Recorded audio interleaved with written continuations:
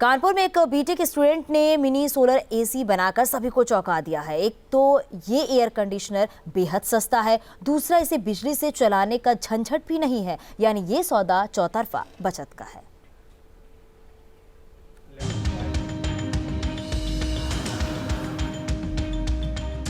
बेतहाशा गर्मी पड़ने के बावजूद भी ज्यादातर लोग लंबा बिजली बिल आ जाने के डर से एयर कंडीशनर लेने से कतराते हैं।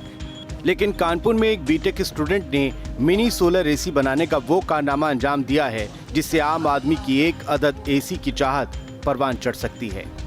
समरजीत सिंह के बनाए इस एसी की लागत महज 4,000 रुपए है। सोलर एसी होने के चलते बिल का कोई झंझट ही नहीं। बैटरी हो गई, सोलर प्लेट हो गया, बाकी जो कंपोनेंट एसी में लगते हैं मैंने उसका भी इस्तेमाल किया है। कंप्रेसर और गैस को छोड़ के मैंने बाकी सबका इस्तेमाल किया। सोलर प्लेट के हिसाब से अगर आप सिंगल सोलर प्लेट के हिसाब से चलाएंगे तो ये 16 घंटे चलेगा आराम से। फायदा सिर्फ जेब का ही नहीं है, ये एसी पूरी तरह से इको फ्रेंडली है क्योंकि ये बिना कंप्रेसर और गैस के चलेगा। यानी ये एसी पैसे के साथ ही प्रकृति को भी बचाने का काम करेगा।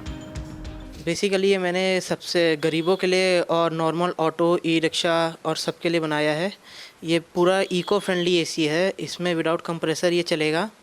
ये इको मतलब हम लोग के नेचर को कोई प्रॉब्लम भी नहीं होगी और कोई हानि भी नहीं होगी, और इसकी कॉस्ट भी लो है और मेंटेनेंस भी इसमें कम है।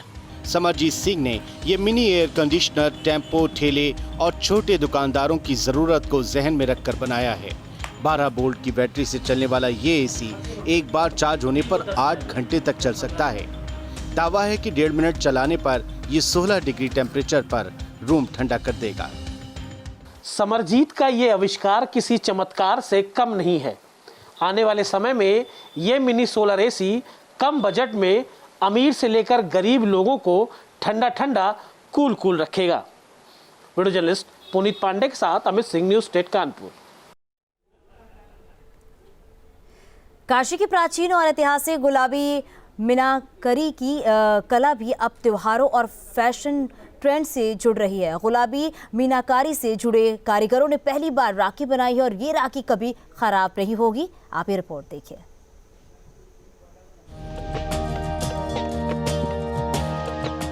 भाई बहन के प्यार भरे पर्व रक्षाबंधन की रौनक बाजारों में देखते ही बन रही है।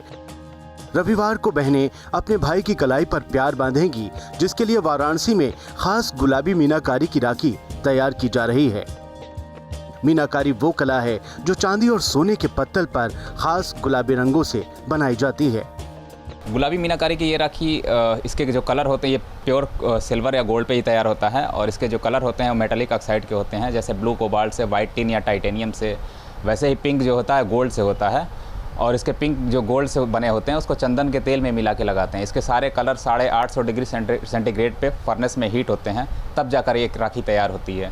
इसको जीआई टैग भी मिला और हम इसके साथ जीआई टैग लगा के बेच रहे हैं सामान, और ये विश्वसनीयता भी इसकी बनी है इसकी वजह से।